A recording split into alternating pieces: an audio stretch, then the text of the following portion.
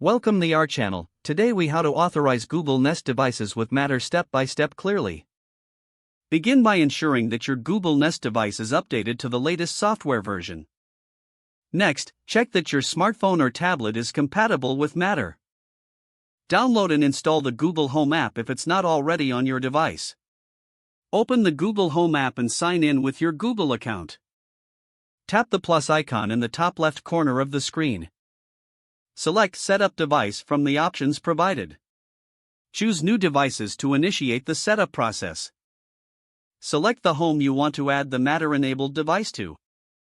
Follow the on-screen prompts to connect your smartphone to the Wi-Fi network of your Google Nest device. Once connected, it will search for nearby devices. Locate your Matter-enabled device on the list and tap to select it. Follow the instructions provided in the app to complete the pairing process. Verify that the device is listed in your Google Home app. You may need to enable additional features for full functionality. Test to ensure the Matter device responds to commands via Google Assistant. Remember to check and manage your device's settings as needed. Repeat this process for any additional Matter devices you want to connect. If the page does not load, refresh the browser or try again in a private or incognito window. Make sure you are using the correct email address, then retype it carefully to avoid small typos. If your password is not accepted, use the reset option and create a new strong password you can remember. Check your spam folder for verification or security emails, then complete any requested confirmation steps. Enable two-factor authentication if available to improve account security and reduce unauthorized access risk.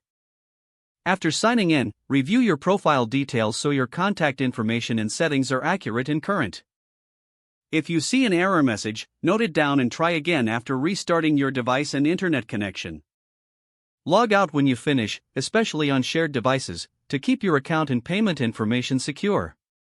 If the page does not load, refresh the browser or try again in a private or incognito window. Make sure you are using the correct email address, then retype it carefully to avoid small typos. If your password is not accepted, use the reset option and create a new strong password you can remember.